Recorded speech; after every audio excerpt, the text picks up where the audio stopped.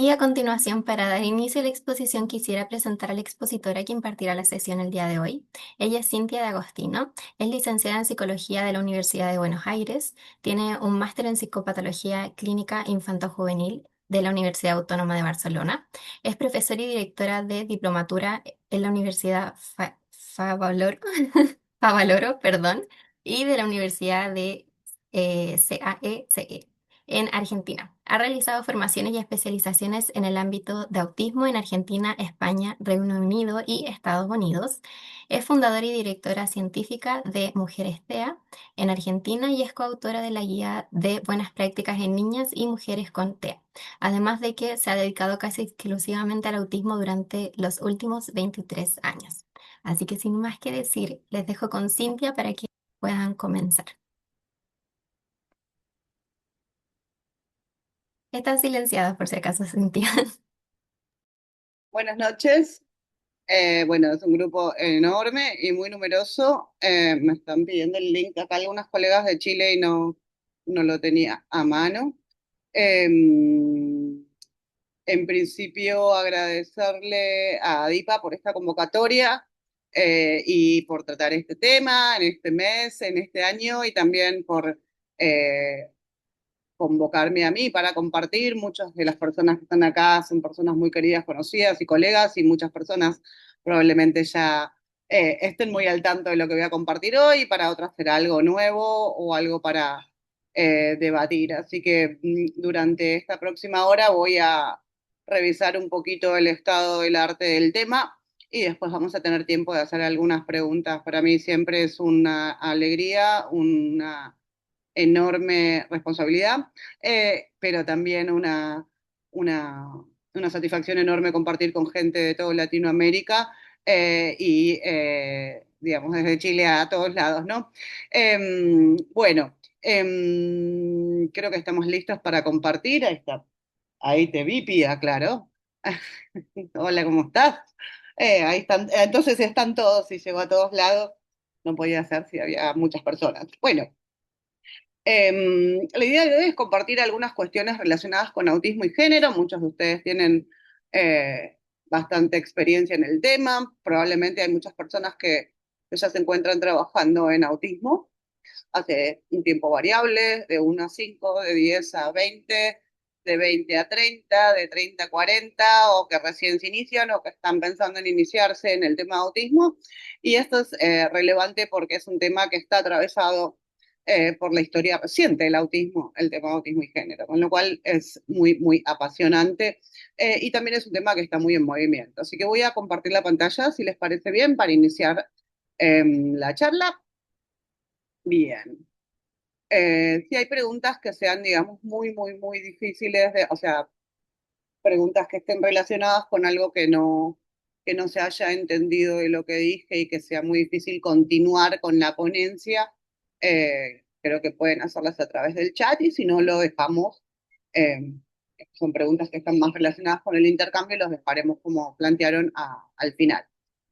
Así que bueno, va a ser difícil compartir, entiendo que hay muchos profesionales de distintos ámbitos y con distintos conocimientos. La idea es empezar a hacer como una pequeña revisión de dónde estábamos y, digamos, de dónde venimos y hacia dónde vamos en este camino del autismo y del género en específico. Así que sabemos todos que en el momento actual el autismo es una condición muy heterogénea, mucho más heterogénea de lo que creíamos que era hace 20 años o 25 o incluso 10. Sí, o sea, la heterogeneidad es lo que caracteriza al autismo como característica principal, ¿sí? Y eso es algo que ha sido lo más importante para considerar en el tiempo actual, sí, justamente la heterogeneidad, lo cual nos genera, ya estamos, ahí vi tu mensaje, eh, lo cual nos genera justamente distintos tipos de desafíos y retos, ¿sí? Pero la heterogeneidad es algo que es al actual, digamos, un ámbito no debatible en autismo. ¿Qué quiere decir? Que Digamos, las personas que están en el espectro autista pueden ser de muchas formas distintas, pueden tener trayectorias muy diferentes en distintos ámbitos y en distintos ejes, y a su vez, como bien lo representa también todos los asistentes del día de hoy, pueden tener contextos muy diferentes y el contexto también juega un rol muy específico, con lo cual la heterogeneidad no es algo que esté en debate en la actualidad, en investigación, es algo que sabemos que sucede y sabemos que es un hecho, ¿sí? Ahora, ¿por qué es importante hablar de sexo y de género en autismo? Y esta es una pregunta que al día de hoy parece obvia, pero que no fue siempre obvio que había que hablar de diferencias de acuerdo al género, que había que hablar de género en general en autismo, ¿sí? O sea, no siempre fue claro ni siempre fue algo importante y de hecho justamente el hecho de que haya sido un tema que muy recientemente en la historia del autismo esté en publicaciones, en investigación, en la academia y en los activistas y en, digamos, lo que es la academia en general, pero también la investigación y las voces de las personas autistas, es lo que lo hace más relevante. Pero no siempre fue así. Sí, o sea, entonces seguramente muchas de ustedes tienen distintas experiencias, trayectorias y recorridos y seguramente muchos de ustedes habrán visto suceder muchas de las cosas que vamos a hablar y también muchos de ustedes también verán mucha evolución del tema, ¿sí? Incluso más allá de lo que la generación, por ejemplo, mía va a poder ver, ¿sí? Estamos en movimiento. Con lo cual lo que sabemos es que hay mucha heterogeneidad en el autismo, que es una condición que tiene, digamos, es un origen neurobiológico y que es muy diferente para cada persona, ¿sí? En distintos ámbitos, desde lo cognitivo, lo sensorial, lo adaptativo y que a su vez el desarrollo va modulando, al igual que el contexto, muchas de las características autistas, ¿sí? O sea que no solamente cambió lo que nosotros conceptualizamos como autismo, sino que a su vez cambió la forma en que pensamos el autismo a lo largo del ciclo vital. Entonces, antes de empezar a adentrarme en algunos trabajos que yo quería compartir con ustedes en el día de hoy, que muchos de ustedes seguro los conocen, y antes de compartir, digamos, cuestiones más clínicas, voy a hacer una nota de lenguaje, porque es importante hablar del lenguaje hoy en día. En esta charla yo voy a utilizar de forma indiferente autista en el espectro autista, TEA o SEA, ¿sí? Preferimos utilizar autista o en el espectro autista. A mí me gusta más en el espectro autista porque me saca de la dicotomía de la identidad primero, la persona primero, que también depende mucho de quiénes son las personas que estén hablando y en qué contexto, ¿sí? Pero en esta charla vamos a utilizar autista en el espectro autista, entendiendo que son equivalentes de TEA y SEA en la actualidad, de acuerdo a diferencias de distintos grupos, ¿sí? Y eso responde también muchas veces no solo a lo que un profesional o académico o persona autista pueda eh, sentirse más cómodo, sino también al ámbito donde se desarrolla. ¿Sí? Esto es algo que es súper importante. Por eso hay muchos debates en torno a cómo hablamos o cómo referimos, cómo usamos el lenguaje en relación al autismo, pero también eso es muy contexto dependiente. ¿Sí? Hay revistas y publicaciones donde no se puede publicar hablando de condiciones, otras que se puede publicar si es TEA, distintos ámbitos académicos permiten, digamos, más o menos flexibilidad. Pero en esta charla yo me voy a referir a autista, o persona en el espectro autista, o persona con TEA, o persona con SEA, a, digamos, lo que en la actualidad el DSM-5 engloba dentro de los trastornos del espectro autista. También es importante tener en consideración que distintos grupos pueden, digamos, preferir el lenguaje. En la investigación está mostrado que el lenguaje de identidad primero, persona autista es preferido, pero también son muchas veces estudios anglosajones y ahora recién se está investigando qué es lo que preferimos en latinoamericano. Los profesionales, las personas autistas y viendo cómo nos referimos y cómo hablamos del autismo cuando hablamos de autismo en tercera persona, ¿sí? Porque la realidad también de muchos de nosotros los clínicos es que cuando hablamos de autismo con las personas autistas con las que trabajamos, no hablamos en tercera persona, hablamos de tú, de vos, de yo, o sea, y de lo que sucede en el medio, sí, no hablamos, hablamos del autismo en tercera persona. También vamos a tratar de utilizar lenguaje neuroafirmativo, pero entendemos que los cambios del lenguaje son procesos y los procesos llevan tiempo, ¿sí? Pero también yo voy a citar investigaciones que no tienen lenguaje neuroafirmativo porque no corresponden con esa época. Entonces no puedo tampoco cambiar las citas y las referencias y, digamos, o sea, poner en palabras de una cita algo que no fue el lenguaje utilizado por el investigador. Como reportamos investigación, la tenemos que reportar en los términos que se produjo. Con lo cual, eso nos saca un poco de los debates en términos terminológicos. Por supuesto que hoy en día el paradigma de la neurodiversidad y el paradigma de trabajar sobre hacer los cambios pertinentes que tengamos que hacer desde la clínica, el diagnóstico y la investigación hacia un enfoque neuroafirmativo está casi fuera de discusión para todo el mundo. Lo que está en discusión es más o menos cómo se implementa eso, ¿sí? Pero fuera de eso, o sea, es para mí era importante hacer esta aclaración, ¿sí? Y también otra aclaración importante, especialmente para este tema relacionado con el autismo género, niñas, mujeres, es hacer una diferenciación entre sexo y género, ¿sí? Sexo como lo que se puede en algunas investigaciones mencionar como sexo asignado de nacer y en otras investigaciones como sexo biológico. Muchas de ellas se utilizan la palabra sexo y después género como, digamos, o sea, patrones culturales, ¿sí? Que tienen que ver con la identidad de una persona. Y ninguna de ellas tiene necesariamente que ver con la orientación sexual, por supuesto que es otro tema.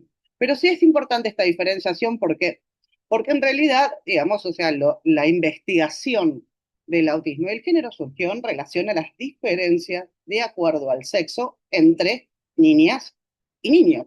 ¿Sí? Ahí es donde empezamos a entender, digamos, que había un grupo de población importante de niñas y mujeres que estaban siendo subdiagnosticadas, no identificadas, justamente porque su presentación era diferente, porque eran mujeres. Recién, mucho más tarde, se empieza a hablar de género. Pero cuando nosotros vamos a esas investigaciones, la palabra que utilizan no es sexo, sino género. ¿Sí? O sea, entonces es importante tener en cuenta cuando revisamos investigaciones del 2000 al 2017, más o menos, o incluso 18 o 20, que muchas veces sexo y género se utilizaban de forma indiferente en la investigación, pero en realidad se estaban refiriendo a diferencias de acuerdo al sexo. ¿Sí? Esto es importante para entender el contexto porque desafortunadamente tenemos mucha menos información y recién estamos llegando a poder entender la diversidad de género en autismo y mucho menos tenemos de identificación. Pero el tema es que a nivel, digamos, el estudio de niñas y mujeres fue como creciendo muy de a poco y muy recientemente en la historia del autismo. Entonces, estos cambios en la conceptualización del autismo no han sido, digamos, o sea, rápidos, han sido muy lentos. Rápidos si se los mira desde el punto de vista de los últimos 100 años del autismo, fueron rapidísimos, pero en relación a las necesidades de tantas niñas y mujeres que no han tenido el acceso a un diagnóstico, fueron lentísimos, ¿sí? Entonces, tampoco es que muchas personas que empiezan a estudiar el tema de autismo y mujeres y género en la actualidad piensan que todo lo que sabemos lo supimos siempre. Y eso también fue una construcción del conocimiento, sino que la investigación había momentos donde en realidad no había publicaciones sobre recomendaciones diagnósticas, no sabíamos exactamente cuáles eran aquellas características que podrían presentarse distintas, no sabíamos incluso cuál era la prevalencia real, se estimaba que era mucho mayor, pero no había datos precisos. Eso sucedió en los últimos 15 años, ¿sí? Eso fue lo que sucedió, pero no sucedió de un día para otro, fue sucediendo poco a poco como se construye el conocimiento, ¿sí? Entonces nosotros podemos pensar que conocíamos sobre el autismo en términos de lo que era el autismo infantil, el autismo en varones, en niños. Después empezaron a trabajar más sobre el autismo en la vida adulta para personas con más necesidades de apoyo. Y recién después, sí, que se habló del autismo, del síndrome de Asperger en su momento, y o el autismo de alto funcionamiento, recién después empezó.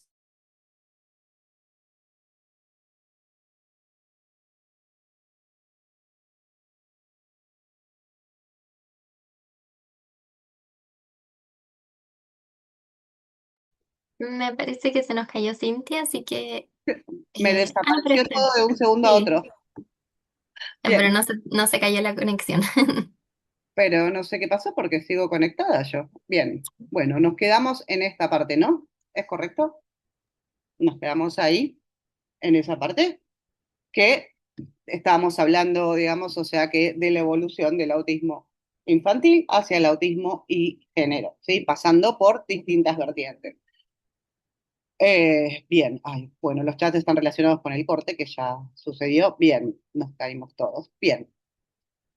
Entonces, cuando estamos hablando de cuándo se empezó a hablar de autismo en mujeres, estamos hablando de 2010. Sí, o sea, había sugerencias, hablo académicamente, hablo a nivel científico, a nivel congresos académicos. 2010, estamos en 2026, un solo 16 años. Que había muchas mujeres hablando de autismo en la literatura autobiográfica, había. ¿Le daban la suficiente atención? No. O sea, pero la investigación no estaba focalizada en esos aspectos. Con lo cual tenemos que pararnos también a decir, bueno, todo lo que nosotros ahora entendemos y sabemos no lo supimos siempre. De hecho, no lo sabíamos hace 6 años, ni hace 10, ni hace 15, es reciente. Eso no quiere decir que no sea urgente, es reciente.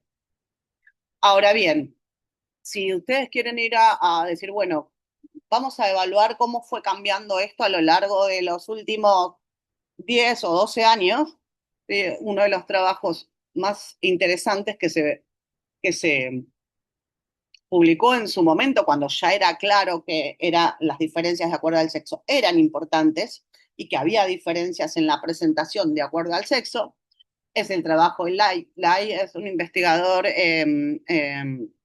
que trabaja en Canadá y que él estudió específicamente durante mucho tiempo el tema de diferencias de acuerdo al sexo y al género y también ha trabajado con distintos colaboradores en todo lo que tiene que ver con la identidad y diversidad de género en autismo. En el 2014 él publicaba con un grupo de investigadores bastante grandes, incluido Baron Cohen, las diferencias de acuerdo al sexo y género, y él proponía una serie de cuestiones que podían preparar el terreno para las futuras investigaciones, ¿sí? Esto estamos hablando de 12 años atrás. Y lo que él proponía es un cuadro que para mí me parece fascinante porque es súper claro sobre, digamos, o sea, cuáles son los niveles de complejidad del asunto de las diferencias de acuerdo, fíjense en la investigación, sexo y género, aunque no habla de género específicamente como identidad, sino sexo, son diferencias de acuerdo al sexo. Dice, bueno, tenemos un nivel, el primer nivel. El primer nivel serían aquellos desafíos nosológicos y diagnósticos, es decir, cómo debería ser definido y diagnosticado el autismo en hombres y mujeres. ¿Sí?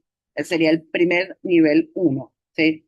Y eso fue un tema muy importante durante mucho tiempo porque una de las cuestiones era, bueno, hay que cambiar los criterios diagnósticos porque los criterios no se presentan todos los mismos, entonces tendríamos que cambiar los criterios diagnósticos cuando después la evolución de los hallazgos nos mostró que los criterios se cumplen, lo que pasa es que se cumplen de forma muy diferente a lo que estamos acostumbrados a ver, ¿sí?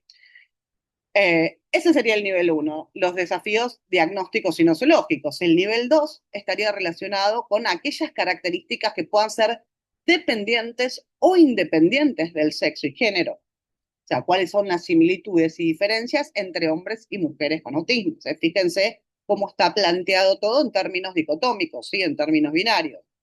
El nivel 3 y 4 son, digamos, más complejos, que hablan de los modelos etiológicos generales de lo que podría ser la vulnerabilidad genética, los umbrales de carga y los mecanismos etiológicos y del desarrollo específicos, o sea, cuáles de esos mecanismos están implicados en las diferencias de acuerdo al sexo y género en autismo. ¿Sí?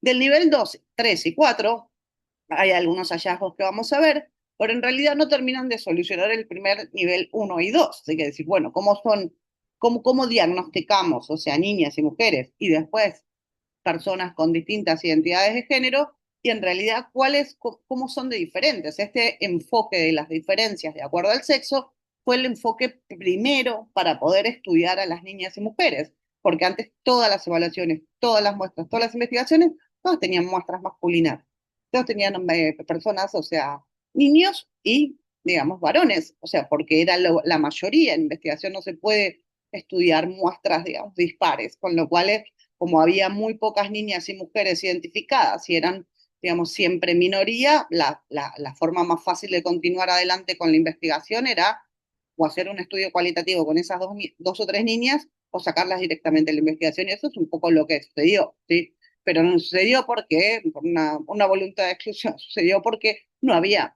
tantas, digamos, no había la suficiente identificación de niñas y mujeres como lo hay en la actualidad. Y eso no se construyó de un día a otro. Ahora, volviendo al interjuego de estos niveles, nivel uno, nivel 2, nivel 3, nivel 4, también interactúan entre sí, ¿sí? O sea, tanto, digamos, o sea, las características como el diagnóstico, como todo lo que tiene que ver con la etiología y con los mecanismos del desarrollo. Ahora, dentro de esto, ¿sí? O sea, si nosotros pasamos unos 6 años después, el mismo investigador, Meng Chuan Lai, o sea, habla en esta revisión de cómo el sexo y género, y ahí sí está hablando de género, ¿sí? Impacta en la presentación conductual y en la identificación del autismo. Y este es un trabajo que hizo con Peter Femari, que es un especialista en lo que antes se denominaba síndrome de Asperger, sería autismo sin discapacidad intelectual. Y en este trabajo, ya el 2020, hacen, digamos, digamos, una serie de trabajos que hablan en relación a las diferencias en sexo y género, también en neurología y psiquiatría. Y lo que plantean, porque muchos estudios también fueron de neuroimágenes para ver diferencias fisiológicas, anatómicas de funcionamiento, ¿sí? La evidencia concluye que coexisten modulaciones cuantitativas, pero más cualitativas, en aspectos neurobiológicos, ¿sí? Pero no tenemos evidencia de distintos subgrupos. Por eso dicen, bueno, las futuras investigaciones deberían usar enfoques de datos, especialmente Big Data, ¿sí? Para dar cuenta de esta heterogeneidad y diseñar apoyos más personalizados, que al final es lo que nos importa a todos nosotros. O sea, cómo apoyamos, ¿sí? A las personas que nos consultan. Entonces, cuando nosotros volvemos al cuadro del 2014, que es un cuadro fantástico para pensar la conceptualización del problema del autismo y el género, podríamos decir, bueno, ¿cómo debería ser diagnosticado el autismo en hombres y mujeres? Tenemos que dar cuenta que hemos avanzado en reconocer procesos diagnósticos que pueden generar sesgos, ¿sí? O sea, el sesgo diagnóstico hoy no es discutible. O sea, hubo un momento que sí, ¿sí? O sea, yo trabajé mucho tiempo en Argentina en colaboración con muchas personas que están acá y también de Chile y de toda Latinoamérica para poder armar una red de trabajo sobre el tema y de investigación y de sensibilización, ¿sí? Pero hoy por hoy, o sea, no es discutible que, o sea, digamos, ha existido un sesgo en el diagnóstico y muchas de estas niñas y mujeres y personas también con diversidad de género están siendo, digamos, aunque sea derivadas para evaluación. Incluso le están llegando a personas que no se dedican a autismo, ¿sí? O sea, estas personas están llegando a la consulta de clínicos generalistas, ¿sí? Eh, También hemos avanzado en entender justamente la heterogeneidad del autismo, especialmente mucho más en niñas y mujeres, mucho menos en personas género diversas, o sea que eso todavía es una deuda. Y también hemos avanzado en comprender el autismo a lo largo de la vida, ¿sí? Incluido adultos. ¿Sí? El tema de adultos en el espectro autista es un tema relativamente reciente, si todos se acuerdan cuando veíamos el cuadro de los globitos que empezamos el autismo infantil, el autismo en adultos con más necesidades de apoyo, bueno, ahora esa población quedó completamente olvidada y la población que más se estudia es toda la población sin discapacidad intelectual, que a su vez pueden dar cuenta de muchas de las experiencias que tienen, lo cual es súper rico y genera, digamos, una apertura de investigación enorme, pero también genera que, no sé si genera, pero sucede a la vez que muchas de esas personas que en su momento eran, digamos, o sea, personas que nucleaban la investigación del autismo y lo que se creía que era el autismo, han sido dejadas de lado por la investigación y son casualmente las personas que necesitan mayor, no más apoyo, sino mayor complejidad de apoyos, como personas que necesitan apoyos 24/7. ¿Sí? Hay muchas personas con autismo y concurrencias, con discapacidad intelectual asociada, con condiciones médicas, con condiciones, o sea, genéticas, que también necesitan apoyo 24/7 y esa población está siendo relegada en investigación y hay un tema y un debate muy importante ahí que está relacionado con el autismo profundo, con distintas denominaciones de cómo llamar a ese subgrupo de gente que va a necesitar apoyos, digamos, incluso cuando sus familias no estén para apoyarles, ¿sí? O sea, y es un problema que tenemos en todo el mundo, pero también más en los países donde tenemos muy pocos servicios para adultos en el espectro autista en general. Entonces, hemos avanzado en algunos aspectos y tenemos lineamientos y orientaciones, ¿sí? En cómo ajustar los procesos diagnósticos y qué consideraciones especiales deberíamos tener. ¿Sí? O sea, eso lo tenemos. Un consenso no tenemos, pero sí tenemos varios trabajos incluidos en los últimos 2 años que nos dicen claramente, o sea, y muchos de esos son cualitativos, muchos de ellos son estudios Delphi que hablan de distintas situaciones que pueden pasar en el proceso de diagnóstico de niñas y mujeres, ¿sí? Que son frecuentes en la clínica, y recomendaciones para decir, bueno, tenemos instrumentos que están cesados del género. Bueno, ¿cómo los administramos, cómo los interpretamos y cómo modulamos esa carencia de ese instrumento? Tenemos por ahí nuevos instrumentos, ¿sí? Para recoger información, cómo los usamos de forma ética para complementar un diagnóstico. Se han producido instrumentos complementarios, algunos de camuflaje, algunos de rasgos y características autistas, algunos con reporte a padres, algunos con autorreporte, con las limitaciones que el autorreporte genera también en las personas autistas y en general en la psicología y la psicometría. Y tenemos, digamos, o sea, como más herramientas y más indicaciones clínicas de cómo hacer un proceso diagnóstico de forma ajustada. Y también creo yo, no sé si es lo que comparten muchos colegas que viven en estos países, tenemos un nivel de sensibilización mucho más alto, ¿sí? Mucho más alto que hace 10 o 15 años.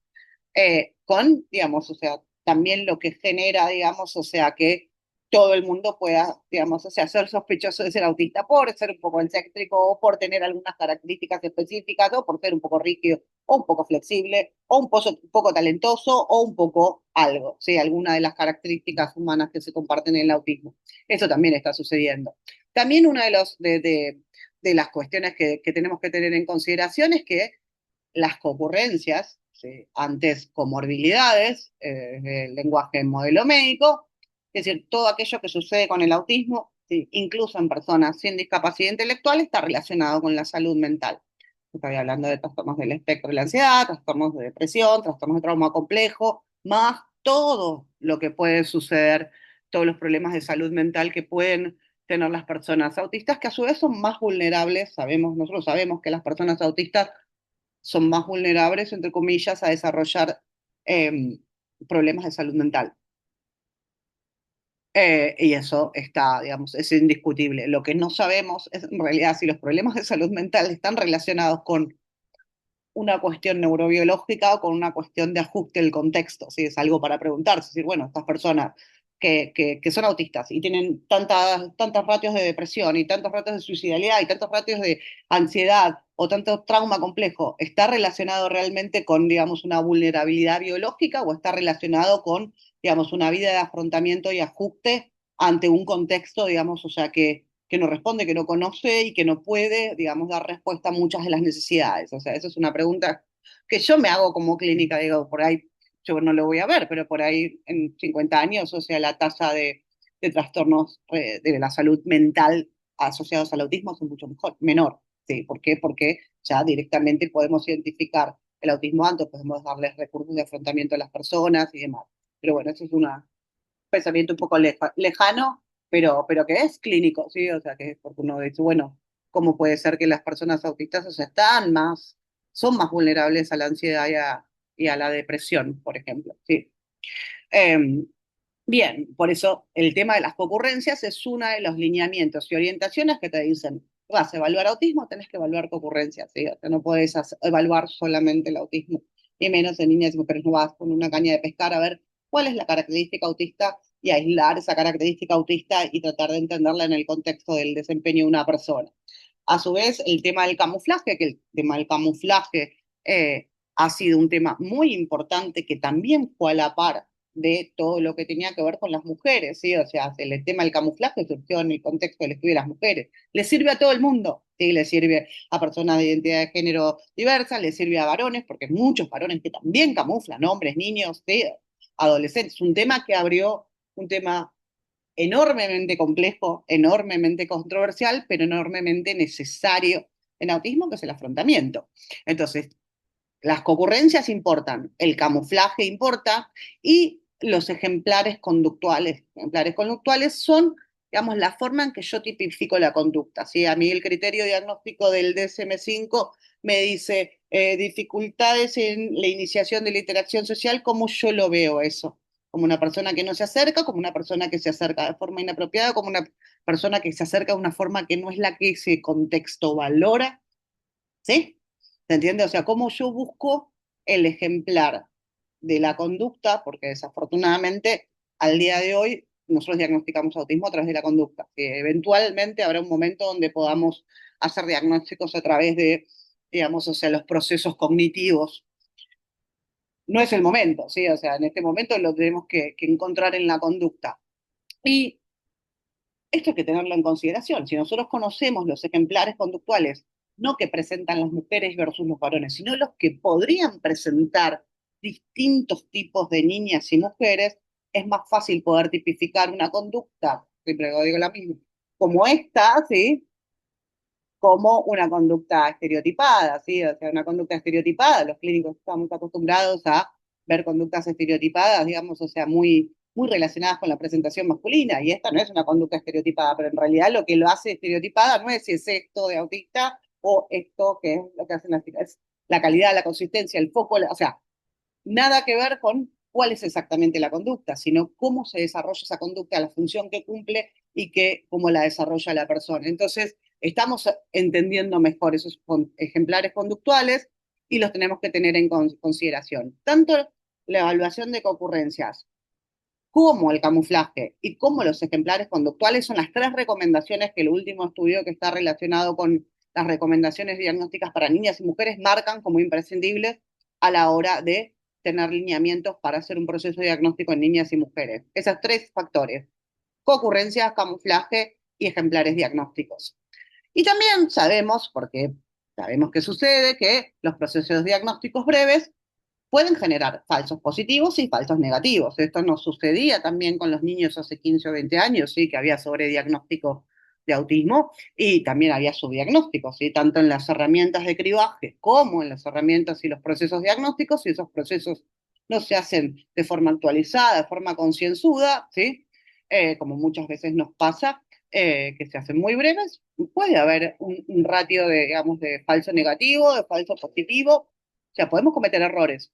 O sea, entonces los procesos diagnósticos no son breves en la infancia, queremos que sean cuanto lo más breve posible y ojalá toda la tecnología ayude para que sea lo más breve y lo más accesible posible. Pero en la actualidad el proceso diagnóstico es clínico. Esto quiere decir que necesitamos, digamos, o sea, hacer una evaluación, digamos, clínica con distintos instrumentos que a su vez vamos a elegir específicamente de acuerdo al perfil. Sí, probablemente muchas personas adultas de 30 o 40 años que no les vas a tomar un A2 probablemente cuando es algo que tienes hasta ahora. Sí, o sea, porque no, por ahí no, la persona con mucho ajuste por ahí no va a puntuar en el A2. Sin embargo, puede ser que en una evaluación clínica su historia de desarrollo coincida, su historia relacionada con su ajuste y camuflaje también, o sea, puede pasar de todo. Entonces, si yo me quedo en los instrumentos no fueron diseñados, o sea, acá estoy hablando especialmente del A2 y del ADIS, no fueron diseñados para tomarse en soledad, que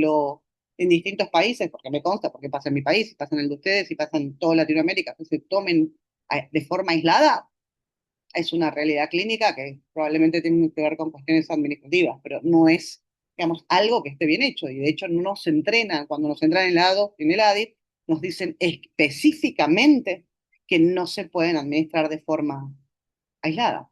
Sí, entonces, o sea, el error lo estamos cometiendo nosotros, sí lo hacemos, sí.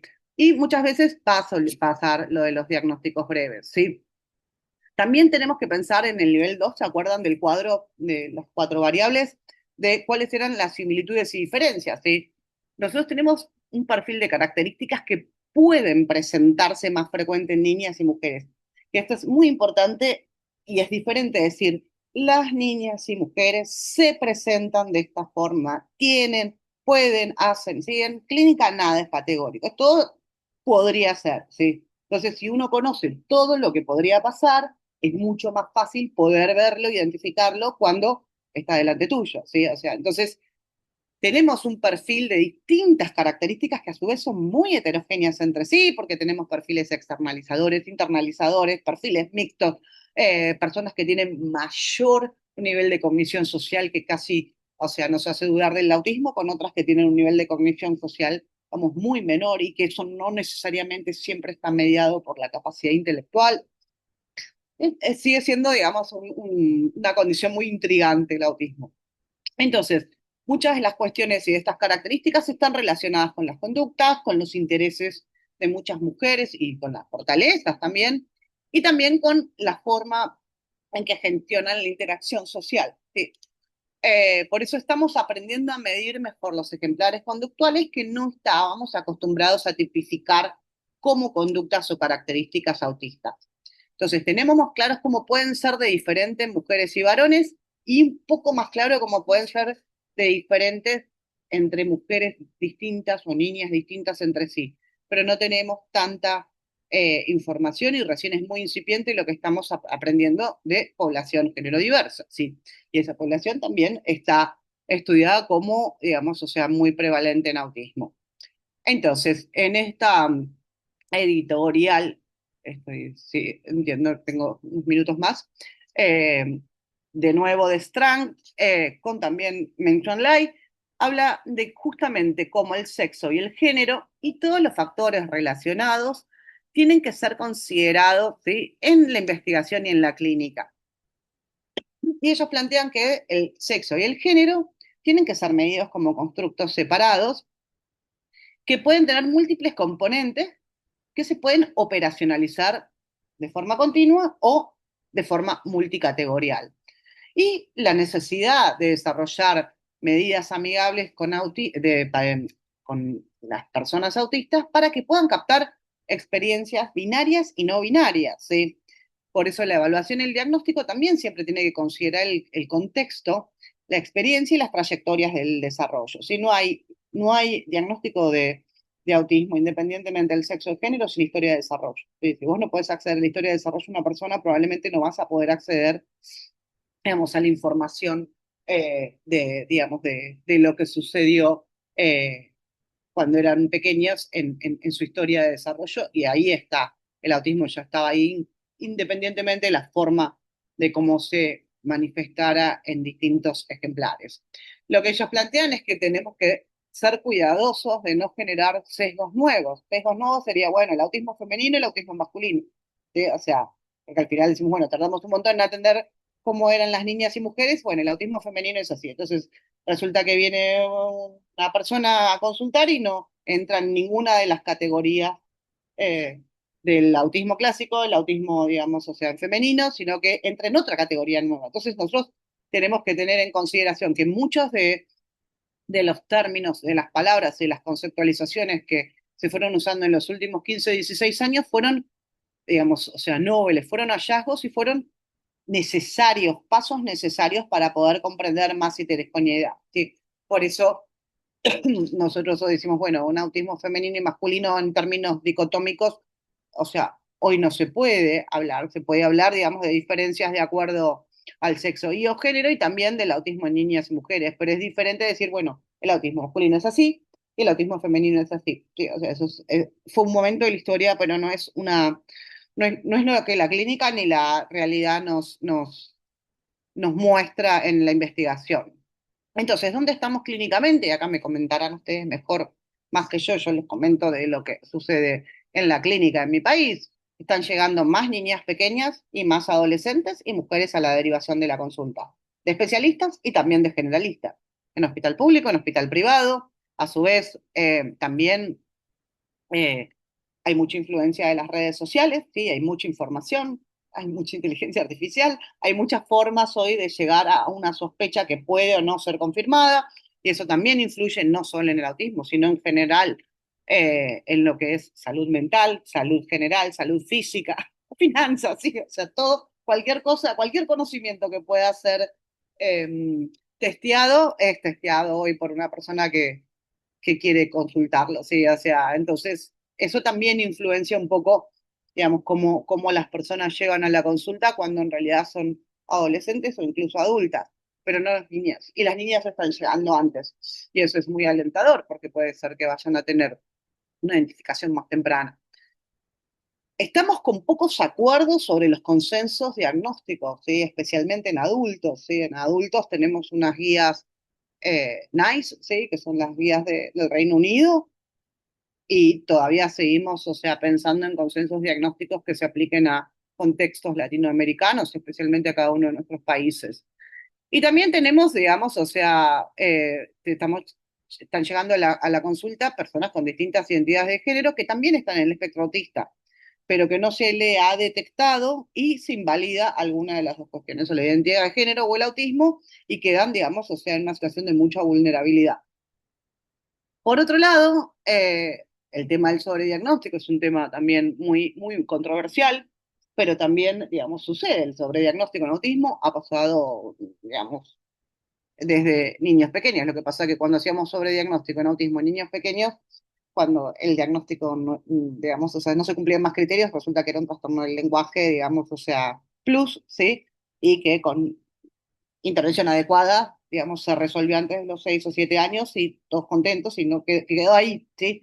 Ahora, cuando el sobrediagnóstico se hace sobre una persona adolescente, sobre una persona adulta, es distinto, ¿sí? O sea, porque en realidad, digamos, o sea, la persona que está buscando un diagnóstico, está buscando entender qué le sucede, está buscando respuestas, está buscando está en una situación de vulnerabilidad, está en una situación de no comprender, de no tener herramientas, está sospechando, es una persona que necesita saber exactamente qué le está sucediendo, independientemente de si eso es autismo o no. Sí. O sea, y la investigación no tiene muchos datos sobre el tema sobre el diagnóstico, si es algo que se propone más desde el plano editorial, desde la clínica, porque lo vemos, o sea, yo hago mucha interconsulta y veo mucho sobre diagnóstico en interconsulta y en general muchas veces los sobrediagnósticos están relacionados con los procesos diagnósticos que se realizaron, ¿sí? No con, necesariamente con las habilidades de clínicas o con lo que se observó de forma rigurosa, sino con la forma en que se hizo el diagnóstico, ¿sí? O sea, yo hago un diagnóstico de una persona adulta en una sesión y otro profesional lo hace en 8, y yo vi el de una sesión. O sea, ese es en cualquier país y más en países como los nuestros, donde digamos, los recursos son limitados, ¿sí? Entonces, eh, eh, el tema del sobrediagnóstico en mujeres creo que podría estar, es un tema que estoy estudiando en mi doctorado también, es un tema que podría estar relacionado, digamos, con la responsabilidad nuestra. O sea, como podríamos estar bastante más involucrados, de lo que pensamos en el tema de que haya sobrediagnósticos. De todas formas, una de las cosas que también sucede es que muchas de las personas que trabajan, que trabajamos en autismo, no es mi caso, pero sí el de muchas personas que empiezan a trabajar en autismo, o sea, no la forman en psicopatología. Entonces, o sea, cuando uno no tiene formación en psicopatología clínica, es como y te pones a trabajar en autismo, lo único que ves es autismo y todo está relacionado con el autismo y el autismo explica todas las personas, todo lo que le sucede a una persona y muchas veces eso también solapa, porque hay muchos solapamientos diagnósticos, ¿sí? Porque estamos hablando de cosas que les pasan a las personas, ¿sí? En la ansiedad, en la depresión, en la regulación emocional. La regulación emocional es digamos, una característica que atraviesa todo el DSM-5 afuera y adentro, ¿sí? Atraviesa la humanidad nuestra. Con lo cual, digamos, estamos hablando de cuestiones que son como bastante complejas. Entonces, creo que también mucho de la formación o sea, yo estudié psicopatología en maestría, entonces dice, digamos, lo opuesto y después, o sea, profundicé en autismo, pero mucho de lo que sucede es que las personas que se forman en autismo tienen una formación tan específica que, digamos, o sea, no muchas veces, o sea, tenemos formación en psicopatología y a su vez en psicopatología en cómo se manifiestan las personas autistas, que estamos también aprendiendo. Entonces, también eso nos lleva, bueno, ¿cómo hacemos los procesos diagnósticos? Sí, o sea, los procesos diagnósticos tendrían que ser ajustados, por supuesto, al contexto, pero tendrían que ser más o menos similares, ¿sí? O sea, entonces cuando cada persona define cómo hace su proceso diagnóstico, los diagnósticos se convierten un poco en menos fiables. No estoy viendo el chat, pero espero que estemos bien de horario, no me estén diciendo que ya terminamos porque me quedan 9 minutos. Bien, entonces, ¿dónde estamos en relación al autismo? Nosotros ahora mismo estamos entendiendo el autismo de una forma única como nunca antes lo hicimos. Eso es una opinión personal, pero también tiene que ver con una conceptualización. ¿Por qué como una forma única como nunca antes? Porque nunca antes, como en los últimos años, se investigó, se habló y se construyó y se diseñó tantas cosas con personas autistas en los comités de investigación, en los comités científicos, en las investigaciones, en los autorreportes. Entonces, todas las personas autistas adultas, a veces profesionales relacionados con el autismo, a veces con la salud, a veces con otras áreas, y a veces simplemente activistas, están modelando un poco lo que es importante del autismo. Y eso es bueno, o sea, eso es bueno porque nos está alumbrando todas las necesidades. Y de hecho creo que gracias a muchas de las mujeres, o sea, el tema del autismo en mujeres y en género, tomó una importancia, digamos, o sea, como nunca antes, gracias a que muchas activistas y gracias a que muchas personas salieron a decir, bueno, esto importa, ¿sí? Esto importa porque existe y lo necesitamos saber. Yo creo que eso al día de hoy es, es algo que es innegable. Pero a su vez, en términos macro, estamos por primera vez entendiendo e investigando el autismo con personas que nos explican sus experiencias, con sus sesgos, con las limitaciones de los autorreportes, con todos los peros que podemos encontrar. Pero es algo único, es algo que antes no sucedió. Yo cuando empecé a estudiar en autismo ni se me ocurría que eso podía ser posible. Y la verdad es que es fascinante. Entonces, también estamos aprendiendo de los recursos de afrontamiento autista, ¿sí? Por decir, recursos de afrontamiento son recursos humanos de afrontamiento, pero en los recursos de afrontamiento autista estamos pensando en cómo una persona que procesa el mundo de una forma distinta se ajusta a un mundo que todo el tiempo le da un estímulo que no es el esperado, ¿sí? O sea, que no es el que más comprende, o sea, y eso es fascinante, ¿sí? O sea, desde el punto de vista, yo soy clínica, un trabajo con pacientes, con consultantes, como quieran, pero eso es fascinante, decir, bueno, por primera vez estamos viendo cómo una persona se ajusta al mundo, ¿sí? Nosotros en las intervenciones lo hablábamos, bueno, cómo se ajusta el lenguaje, la habilidad adaptativa, la escuela, el trabajo, pero en realidad cómo te levantás todas las mañanas y salís a, ¿no? Interactuar con un mundo donde los estímulos son muy fuertes, donde la comunicación no siempre es clara, ¿sí? O sea, y eso es súper interesante. Sin contar también que todo lo que tiene que ver con ese procesamiento también tiene metido en el núcleo, que no es el tema de esta charla, pero lo vamos a ver también en el Congreso y en otras instancias, también tiene metido todo el tema de las fortalezas a nivel procesos cognitivos del autismo, que eso es otro agujero negro fascinante y que todavía no nos metimos a comprenderlo y a estudiarlo de forma rigurosa. Entonces estamos cuestionándonos todo, incluido intervenciones, estamos cuestionándonos cosas para hacer, para apoyar mejor a las personas, y eso está bien, ¿sí? O sea, está bien que podamos repensar, ¿sí? O sea, si uno en clínica no repiensa la práctica, no puede hacer clínica. Entonces está bueno, o sea, eso no quiere decir nada sirve, no sirve, pero tenemos que también pensar, digamos, o sea, hacia dónde vamos, ¿sí? En términos de intervenciones, en términos de apoyos, en términos de no es la mejor palabra, pero en términos de cómo construimos una comunidad donde en realidad todos somos partes y todos nos enriquecemos de todos y todas las personas tienen, independientemente de la condición o trastorno o lugar del DSM-5 fuera, digamos, una posibilidad de desarrollo, una calidad de vida y derechos, digamos, como eh, corresponde en todos lados, ¿sí? Entonces, sí, eso está muy relacionado con muchas otras cuestiones, pero sí que es verdad que estamos planteando, ¿no? Todas las cuestiones de cómo apoyamos mejor a las personas y qué cosas diseñamos y qué cosas nos importan, ¿sí? Bien, así que estamos en movimiento en el tema, ¿sí? Quiere decir, no lo tenemos cerrado, perdón, la ventana abierta y acabo de pasar una ambulancia es muy fuerte.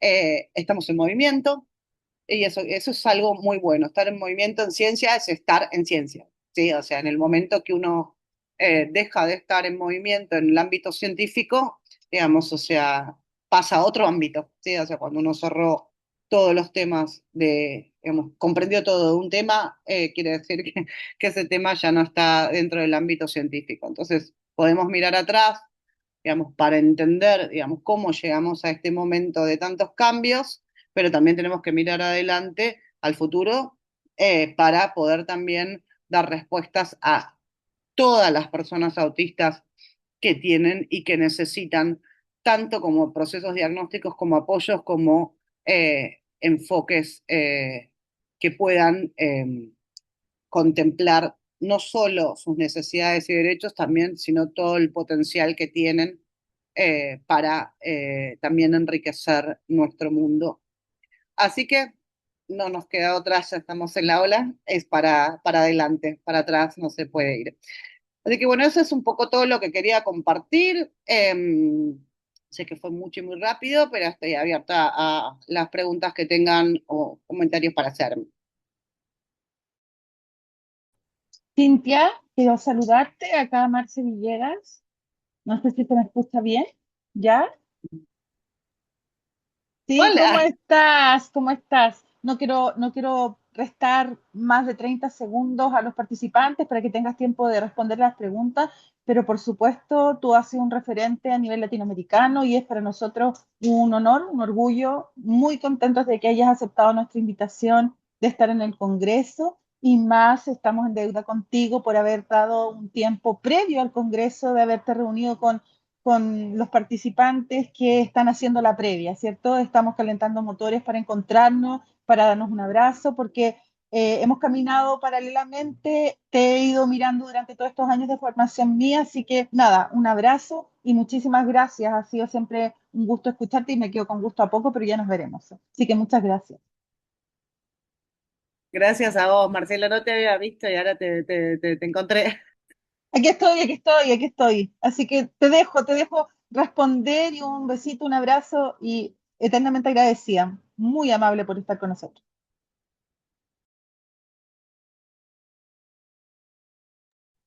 Está silenciada, Cintia. Bueno, ahí estaba tratando de responder algunos, cuántas palabras tan lindas y bueno, qué ganas también de encontrarnos, sí, totalmente. Estaba tratando de mirar algunas de las preguntas si podía responderlas rápidas, o si quieren abrir el micrófono, no sé cómo quieren hacer. Hay algunas de acá del chat que puedo responderlas muy rápidamente, si quieren, antes de pasar a abrir el micrófono. Si les parece bien eso, para no dejar preguntas fuera o quieren que abramos el micrófono, porque acá hay preguntas que son sencillas y que puedo responder, como me digan Si ustedes. quieres, si quieres vas respondiendo por el chat o si no, si Dale. abrimos los micrófonos vas a estar hasta mañana, yo creo. Me preocupa eso de tu tiempo, así Perfecto. que dale con el chat, que están muy buenas. Yo también las estuve leyendo, así que te dejo ahí en el chat y quizás al final una o dos en micrófono. Ok. Bien. Ah, bueno, Cecilia habla de que una parte es adaptarse y otra es, digamos, manejar la ambigüedad totalmente. Bueno, eso habla un poco de la doble empatía, ¿no? La teoría de la doble empatía y todos los ajustes que todavía nos quedan pendientes a todas las personas que no somos autistas para poder también entender mejor. Ahí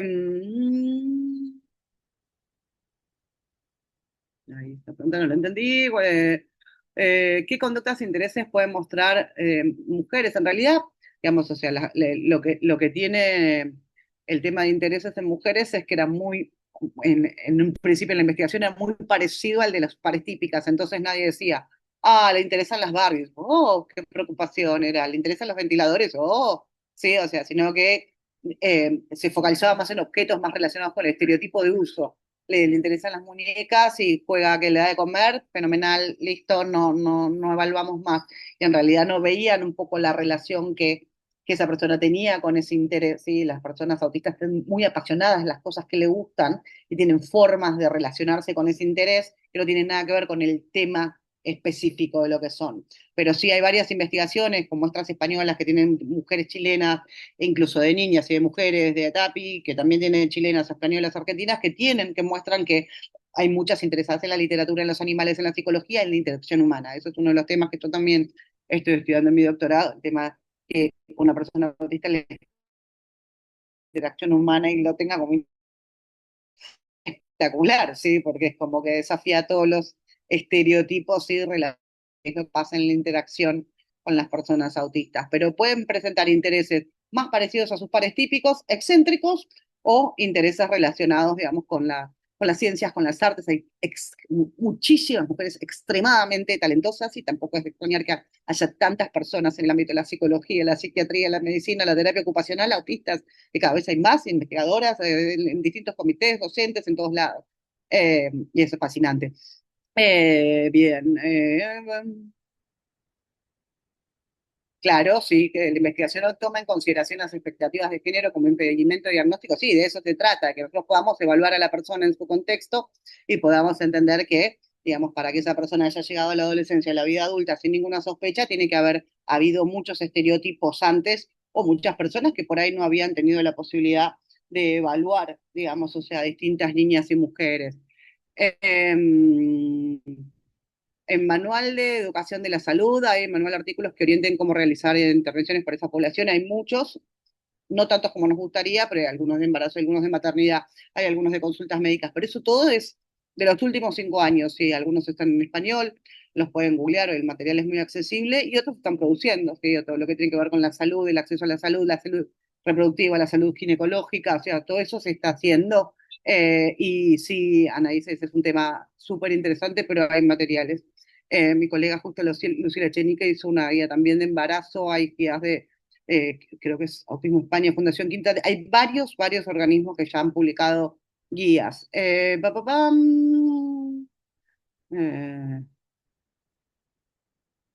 esa pregunta no la entendí, ver qué tan recurrente es ver identificar. Soy estudiante de psicología, quisiera saber qué tan recurrente es ver identificación de género en distintas, a las tradicionales en personas con TEA. La investigación muestra un 20 a un 40%, depende de qué autor, en distintas investigaciones en los últimos 4 o 5 años. O sea, parece que las personas en el espectro autista son más propensas a tener, digamos, distintas identidades de género que no son binarias. Sí, o sea, eso es lo que la investigación nos sugiere y la clínica también nos acompaña un poco de eso. Eh, ¿Cómo dialogar este enfoque con cómo dialoga este enfoque?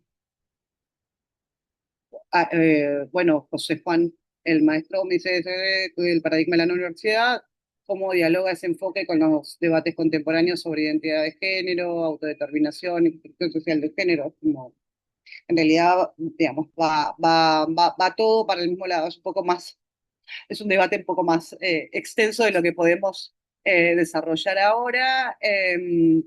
¿Qué opinas, Gabriel Castillo? Hola, ¿cómo estás?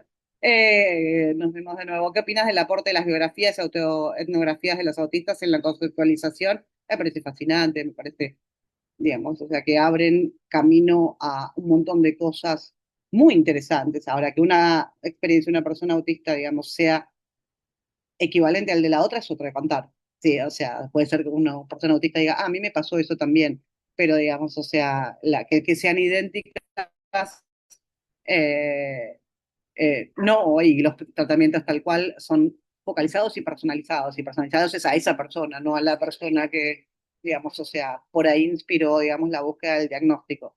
Entonces, a mí todo lo que es autobiografía, autoetnografía me parece fascinante, pero si uno lo toma, digamos, o sea, con los recaudos que tienen que ver metodológicos de las implicancias que tiene la investigación cualitativa y la investigación etnográfica. Creo que ya respondimos todos. A ver. Y el diagnóstico, cuanto antes, a partir de los 12, 18 meses, sería cuanto antes se haga el diagnóstico, más temprano tiene apoyos esa persona y más, digamos, más plásticos el cerebro de una persona para poder recibir, digamos, o sea, mayor flexibilidad. Entonces, o sea, cuanto más temprano se haga, mejor. Em, Sí, por supuesto que es normal, hay un subtipo de autismo que puede presentar un descenso de habilidades, eso no es género específico, pero sucede. ¿Cómo tratar, Catalina? ¿Cómo tratar la desregulación emocional y la literalidad en la comprensión del lenguaje? Eso no es una respuesta de un minuto, pero es un tema muy caliente en investigación y en clínica, y la terapia dialéctica conductual es la que, digamos, o sea, la terapia, digamos, de excelencia para todo lo que es la regulación emocional y justamente se están adaptando todo lo que tiene que ver con protocolos de DBT para autismo y de hecho ya hay una adaptación que se llama Skill Systems, que está adaptado para personas con el espectro autista y personas con discapacidad intelectual de todas las habilidades de entrenamiento que hacen en la terapia dialéctica conductual DBT. O sea que, pero hay para rato con el tema de la regulación emocional. Eh, Sí, el autismo puede camuflarse con los síntomas hormonales, por supuesto, o sea, eso también es una de las grandes diferencias, que es, digamos, o sea, la vida de una persona, sexo, si le van a hacer que tiene, digamos, o sea, todo, digamos, un sistema hormonal específico va a atravesar distintos momentos, o sea, eh, digamos, durante todo el desarrollo prepuberal, puberal, adolescencia, ¿sí? Maternidad si es elegida, menopausia, perimenopausia, envejecimiento, o sea, la parte hormonal puede generar un impacto muy grande en los síntomas, en el solapamiento de los síntomas y en la regulación emocional. Eh, bueno, son todas preguntas alucinantes, pero que son, digamos, o sea, se exceden de un poco el género, ¿sí? O sea, con el que hay que hablar del diagnóstico. Hoy por hoy, esa pregunta todo el mundo te diría cuanto antes. Hace 10 años te diría, hay que ver, sí, o sea, como, pero hoy por hoy, donde, o sea, cualquier persona con un teléfono tiene acceso a cualquier información. Soy autista, le preguntaste a ChatGPT, soy autista, o sea, te agarra un reel, te agarra un TikTok, o sea, la información ya no es lo que no está escondida. Bueno, casos. No sé si, listo, yo ya revisé el chat de todo, pero después hay como casos que es muy difícil. Melissa me pregunta, ¿qué es ejemplar conductual? Ejemplar conductual es la conducta que vos medís. Cuando vos decís criterio diagnóstico, decís, bueno, dificultades en la interacción social con pares de acuerdo a esa edad. ¿Sí? Y yo te digo, ejemplar diagnóstico tiene 22 amigas, pero ninguna de ellas tiene intimidad. Eso es un ejemplar diagnóstico. ¿Sí? O sea, como, ¿cuál es el ejemplo en esa persona de ese criterio?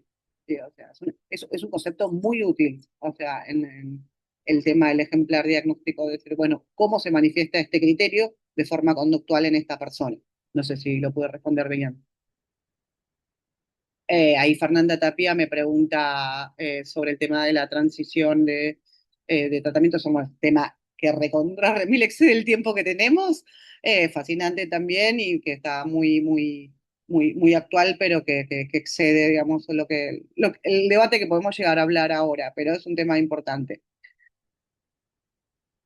Bien, qué interesante, Juan Gabriel. ¿Se ha avanzado en la percepción de la estigmatización del autismo? Eh, yo creo que sí, lo suficiente no, más que otras condiciones que están incluidas dentro del DSM-5, totalmente. Lo suficiente, no. Eh, el camuflaje es preocupante en mujeres, en varones y en todas las personas. Que una persona tenga que estar escondiendo características, formas de ser, su personalidad para poder sobrevivir, tener un trabajo, tener una pareja, tener amigos o simplemente existir sin ser buleado es una de las peores cosas que pueden sucederle a una persona, no poder ser ella misma. Así que el rango de edad, eso le respondo a Laura, el rango de edad para el enmascaramiento es una pregunta excelente porque en realidad lo que sabemos de masking lo sabemos más para adolescentes y adultos y no lo sabemos tanto para niñas pequeñas y la infancia temprana, pero sí sabemos que entre la infancia y la adolescencia hay un salto de síntomas autistas o características autistas muy grandes. Las chicas que a los 8 años, 9 no los muestran, a los 16 hacen muchos síntomas. Eso lo mostró la investigación. O sea que en la trayectoria entre la infancia y la adolescencia, las mujeres equiparan a los varones en síntomas. Entonces, algo ahí relacionado con el ajuste está. Bien. Y puede ser una característica el tener una participación social periférica, sí, eso está estudiado y documentado en investigación. Está el artículo este muy lindo, El arte del camuflaje de Dini Casari, que ya es del 2017, que hablaba justamente de cómo estudiaban a niñas en la escuela en la infancia y veían que comparada con los varones, los chicos que tenían autismo o los chicos autistas estaban como en por fuera de los grupos y las chicas autistas estaban cerquita del grupo, pero no estaban interactuando con el grupo. Es un estudio muy lindo que se hace y eso sucede. Bien. Bueno, no sé, Constanza, si tenemos alguna pregunta más. Tenemos una pregunta por micrófono, si quieres, la podemos responder. Ok. ¿En Mm. cuál de las 16 hojas estará la persona? Me aparece la primera es Paz, que está, levantó Ok. la mano hace harto ratito. Hola, buenas tardes. Ah, Paz. Oh, hola. Hola. Sí, ¿puedes prender la cámara? ¿No te vemos? ¿Puedo en este momento prender la cámara? Los, eh, ex- ¿Aló, me escucha? Se escucha Sí. Si súper no, cortado. Paz, ¿Sí? ¿sí? ¿No querés hacerme la pregunta por escrito? Porque no te estoy viendo. ¿Me escucha? No, vas a tener que dejar la preguntita por el chat. Sí, ahí dijo, Sí, le escribímela que escribo va a ser más porque, fácil. sí, porque No se sé si hay escuchaba alguna muy otra cortado. pregunta.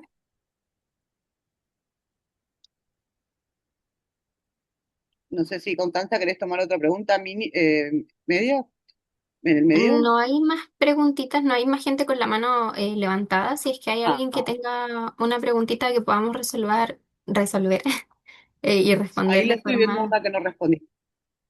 Ahí estoy viendo una que no había respondido. ¿Cuáles son las características del enmascaramiento? Bueno, el tema del enmascaramiento es un tema súper complejo, pero puede ser consciente y puede ser inconsciente. El que más estudiamos es el consciente porque es el autorreportado. Pero hay un masking inconsciente, digamos, tipificado, que puede ser, digamos, puede estar tan arraigado a la persona que la persona ni siquiera sabe que lo hace de forma automática, que eso es lo complicado, complicadísimo del masking o del enmascaramiento, que son conductas que a veces las personas adquieren de forma automática desde una edad muy temprana y que después, digamos, o sea, no pueden sacárselas de encima porque ni siquiera saben que las hacen. Entonces, el tema del masking es controversial, pero es súper clínico. Y también varía mucho y está como que todavía no se cruzó en investigación, está muy, muy moderado por todo lo que tiene que ver con la cognición social, porque en realidad hay muchas personas que piensan que hacen mucho masking, yo digo de las consultantes que yo trabajo, que son fantásticas, y en realidad no hacen nada. Y hay otras personas que piensan que no hacen nada de masking y en realidad sí, y hay otras personas que hacen un esfuerzo muy activo y en realidad no se refleja. Entonces es muy, muy variable y muy personal. Lo más importante del masking es no tratar de ubicar a la persona en una experiencia del subtipo de masking que dice el paper o el trabajo o el libro, sino tratar de entender la experiencia subjetiva de esa persona en el afrontamiento social, porque el masking sucede en la interacción social, no sucede en soledad, para poder ver cómo o la ayudas a entrenarle en habilidades específicas que esa persona quiera o a empezar a desenmascarar o ambas simultáneamente. Pero es un tema súper clínico y fascinante. Bueno, voy a ver si llego a la persona a la pregunta de Paz. ¿Llegó? ¿No? ¿To- No. mm, Eh, es adecuado en términos de una responsable de toma de decisiones profesional en el ámbito clínico, trabajo de equipo multidisciplinar, trabajar en la intervención de usuarios de trastornos en área de competencia social. Sí, por supuesto. Herramientas, sí, por supuesto. ¿Sería correcto adoptar? Sí, ¿por qué no? O sea, en realidad el modelo PIRS es un modelo basado en la evidencia, digamos que es uno de los pocos modelos que ha mostrado, creo que ustedes en ADIPA tienen varias certificaciones, adolescentes, preescolares y niños y adultos, yo las hice todas y las hice en la época presencial que había que ir a la Universidad de California a hacerlas, y las he implementado súper rigurosas con el protocolo, las he implementado mezclada con intereses, y o sea, en realidad son protocolos que son efectivos para metas específicas, ¿sí? O sea, metas específicas que están relacionadas con la adquisición de habilidades que muchas personas autistas quieren tener y desarrollar, ¿sí? O sea, es un poco, está buena la pregunta porque en realidad hay como esta hipótesis de que en realidad entrenar en habilidades sociales es entrenar en hacer más que no. O sea, yo no sé cuántos psicólogos hay acá, pero la definición de habilidades sociales es que una persona consiga las metas que quiere, ¿sí? Y pueda influir en el contexto para lograr lo que quiera. ¿Cómo no lo vas a entrenar a eso? Quiero estudiar algo, ¿cómo no lo vas a entrenar? Quiero de tener una pareja, quiero tener una entrevista de trabajo, ¿sí? Eso es la clínica misma. O sea, si tenés un protocolo unificado que te permite trabajarlo en grupo, adelante. También podés hacer peers de forma individual, podés hacerlo mezclado con manga y anime, como hicimos en una vuelta en la pandemia, podés hacerlo en miles de formas, pero en realidad ir atrás de las metas de las personas para que consigan sus metas y entrenarse en habilidades específicas es ir atrás de los deseos de esa persona, nunca va a ir en contra de la persona. Y esas metas no las estableces vos, con decir, tendrías que tener pareja, sería importante que... No, si la persona viene con eso, con esa inquietud y tiene dificultades para entenderse en un mundo neurotípico, puede aprender habilidades. A las habilidades no son camuflaje, las habilidades se usan en un contexto específico, con una persona específica, en el momento que la persona quiere, por las veces que la persona quiere, hasta que se señalice. Entonces, es una confusión muy grande para mí que hay entre todo lo que tiene que ver entre el masking y las habilidades sociales. O sea, para la persona que lo experimenta, lo tiene que trabajar bien con su terapeuta para desenmarañar bien todo eso. Estuvimos hablando en Chile en enero de eso, con un grupo de gente autista fantástica que habló bien de toda esta situación. Es desenmarañar, pero conceptualmente no. Digamos, nadie quiere enseñar a enmascarar a una persona autista, nadie, por lo menos yo de los colegas que tengo, en 25 años no conozco, y nadie quiere que ninguna persona autista sea menos auténtica, al contrario, lo que queremos es que puedan desarrollar todo su potencial y logren las metas que quieran. O sea, entonces, en ese sentido, digamos, o sea, también depende tu habilidad como clínico para sacar lo mejor de los protocolos, ¿sí? Y poder tener una mirada. La mirada flexible no la tiene el protocolo sobre el consultante, la tenés vos. La mirada empática, neuroafirmativa, no te la da el manual o un curso o una certificación. La ponés vos con el cuerpo, con la persona que sos cuando trabajás en el ámbito que trabajes con una persona autista. Entonces uno puede tener un lenguaje maravillosamente neuroafirmativo, pero si después invalida las cosas que la persona pasa, los intereses, los deseos, y bueno, entonces eso es como, no sé si respondí tu pregunta, pero es una excelente pregunta porque es clínica. Eh, bien. ¿Una persona puede simular autismo y por ende ser diagnóstico con ellos? Qué buena pregunta. En realidad en el DSM-5 eso ya existe. O sea, se llama trastorno facticio y no es autismo nada más. Puede simular autismo, puede simular depresión, puede simular ansiedad. Eso existe desde, digamos que existe la humanidad, ¿sí? No es exclusivo del autismo. Ahora, no, lo que nos tenemos que poner a pensar como clínicos, como sociedad y como comunidad es por qué una persona quisiera tener un diagnóstico de autismo y no de otra condición. ¿Por qué? Porque tiene menos estigma. Entonces, si vamos a trabajar contra el estigma, para mí, por lo menos, esa es también mi visión, tenemos que trabajar con el estigma de todo. O sea, ¿entiendes? O sea, tenemos que ir por todo. O sea, que una persona pueda decir, bueno, yo estoy en el espectro autista, yo tengo trastorno bipolar, yo tuve una depresión, yo tengo una enfermedad rara, yo tengo esto y necesito este ajuste razonable. No necesito tu opinión sobre lo que me pasa, necesito este ajuste razonable en este contexto que me desarrollo, que me educo, que trabajo, que conozco gente, que soy amiga, que hago ejercicio o que soy vecina. Sí, o sea, entonces si a mí me preguntan, o sea, sí, obvio que muchas personas, e incluso pasa también con personas con otros diagnósticos, van a tratar de querer poder encajar, pero no por tener un trastorno facticio, sino encajar en una condición que sea menos estigmatizante que otras que están en el DSM-5. Ahora, ¿es el mundo que nosotros queremos y donde todo el mundo puede vivir en paz? Yo no lo creo, o sea, yo creo que el envión nos puede ayudar a entender que muchas personas por distintas condiciones pueden necesitar ajustes y lo que van a tener que hacer es saber entender qué es lo que les sucede para poder gestionárselo, porque el mundo no siempre te los va a gestionar, ¿sí? O sea, entonces podés explicarlos y saberlos, y la otra persona tiene que saber. Tú le decís a una persona hoy por hoy, yo soy neurodivergente, ¿sí? Que no es mi caso, pero, por ejemplo, yo soy neurodivergente, ¿qué entiende la otra persona? Que tiene autismo, que tengo TDA, que tengo TLP, que tengo bipolaridad, que tengo Parkinson, que tengo... Sí, o sea, es un paraguas enorme que no le da información a la otra persona del ajuste razonable que yo tengo o necesito. ¿Sí? Entonces, o sea, yo le digo a una persona, ay, perdóname, tengo TDAH, soy medio desatenta, me olvidé lo que me dijiste, y la otra persona dice, ah, para que te lo recuerdo. ¿Entiendes? Entonces también tenemos que trabajar con el tema de, creo que la neurodivergencia es un concepto súper rico para un montón de cosas, pero tenemos que también entender las limitaciones de qué es lo que el resto de las personas entienden o que saben sobre, digamos, lo que necesitamos, porque al final de eso se trata. Qué preguntas interesantes que salieron, tremendo. Mm, sí, Paz, podéis hacer otra pregunta. Mm, ante la existencia de un doble diagnóstico con discapacidad intelectual, ¿cuál diagnóstico sería de predominante? Ninguno de los dos. Lo que importa es lo que la persona necesita. Lo que la persona hace y lo que la persona necesita. En realidad, lo que, digamos, en general, las personas con discapacidad intelectual y autismo funcionan muy bien con estructura, con anticipación, con metodología TEACH, con metodología relacional. Digamos, depende lo que la persona necesita. No es que vas a decir, ah, bueno, voy a atender más la discapacidad intelectual que el autismo, porque se integran todos en una sola persona. Eh,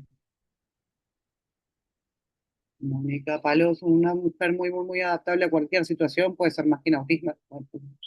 Es un tiro muy largo, sería en inglés la expresión es very long shot, es un tiro muy largo. Una mujer muy, muy adaptable tiene muchos, muchos problemas que podrían ser muchas cosas distintas, ¿sí? O sea, como cualquier otra persona que, digamos, o sea, esté todo el tiempo tratando de complacer a alguien, a ajustarse a todo, o por ahí es una persona con mucha flexibilidad psicológica y resulta que esa adaptación no le genera ninguna,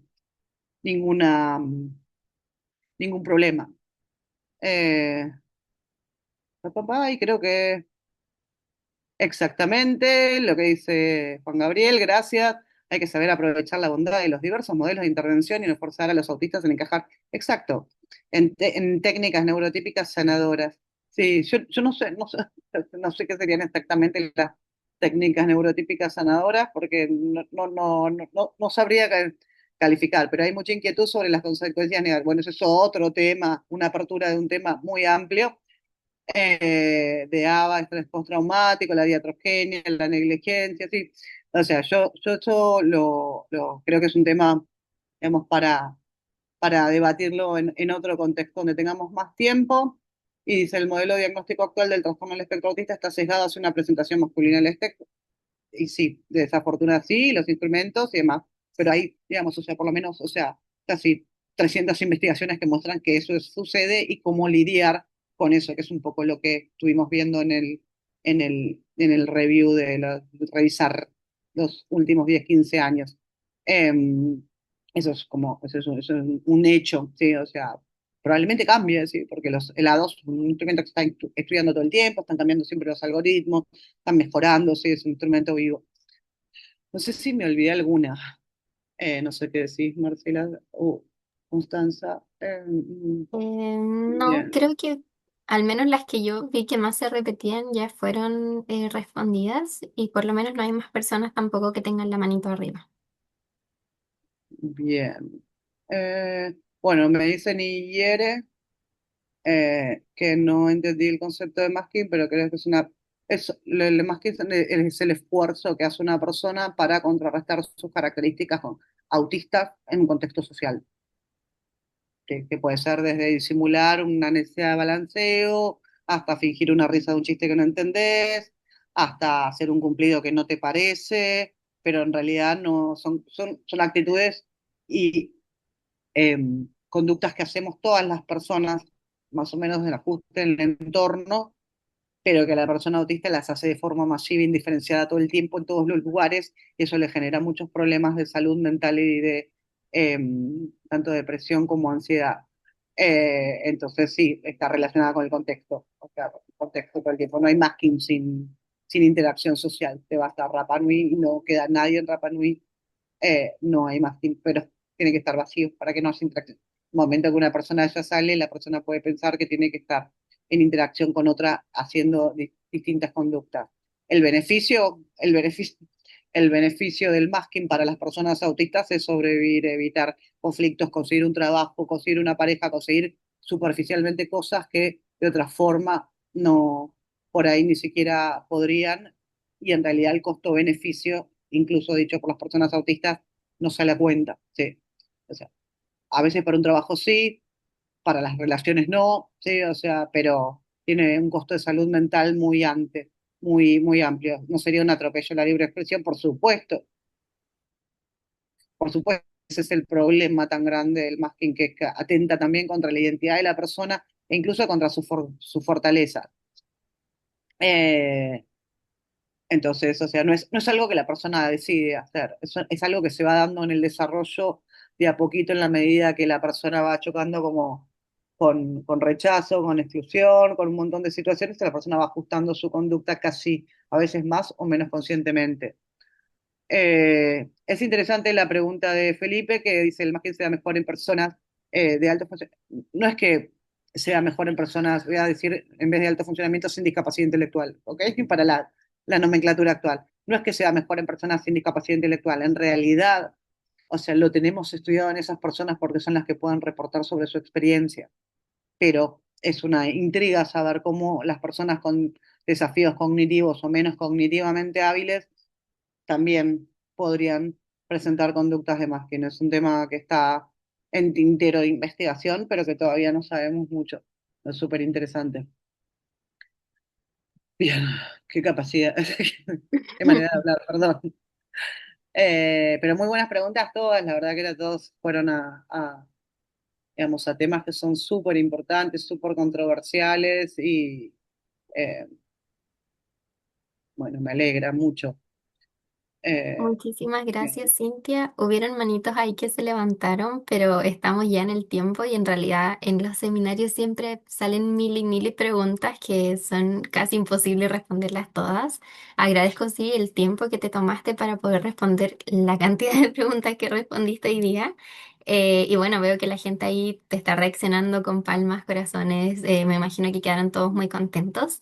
Te quiero dejar una última vez la palabra para que puedas dejar a la gente invitada al Congreso o para decirle en realidad lo que quieras. Y bueno, Marcela, y si quiere intervenir también, es bienvenida.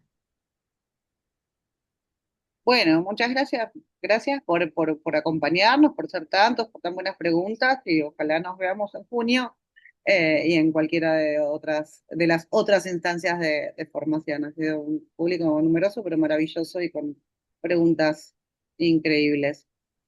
Así que espero vernos pronto. Me sumo a Gracias, las Cintia. palabras de Cintia, la gratitud hacia ella por darte el tiempo de hacer esa lectura flash para responder rápidamente. Eran muy interesantes, a mí también me parecieron preguntas fantásticas, ¿cierto? Un muy buen grupo de participantes. Y invitarlos a que nos encontremos en junio con Cintia y con otros amigos como Daniel Valdés, como la doctora Valeria Rojas, gente muy potente que en lo personal ha marcado mi formación a lo largo de mi trayectoria profesional. Así que agradecerte a ti también, Constanza, por tu delicadeza para poder monitorear con tanta eficacia y tantas habilidades siempre estos seminarios. Así que nada, te doy el pase, un abrazo a Cintia y a cada uno de ustedes. Muchísimas gracias a las dos y terminamos aquí este seminario.